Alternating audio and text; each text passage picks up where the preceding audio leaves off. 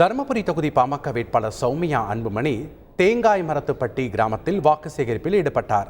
முன்னதாக வழி நெடுகிலும் காத்திருந்த பெண்கள் மாம்பழத்துடன் ஆரத்தி எடுத்து வேட்பாளர் சௌமியா அன்புமணியை வரவேற்றனர். இதைத் தொடர்ந்து அங்குள்ள மாரியம்மன் கோவிலில் பாமக வேட்பாளர் வழிபாடு மேற்கொண்டார். அங்கு பாமக கட்சி தொண்டரின் குழந்தைக்கு இளம் முகிலன் என பெயர் சூட்டினார்.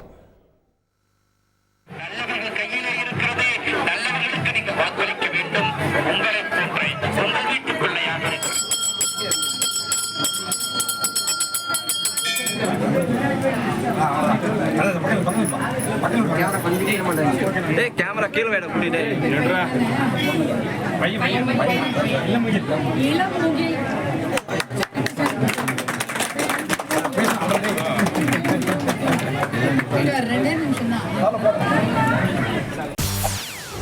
செய்திகளை உடனுக்குடன் தெரிந்து கொள்ள உடனே சப்ஸ்கிரைப் பண்ணுங்க.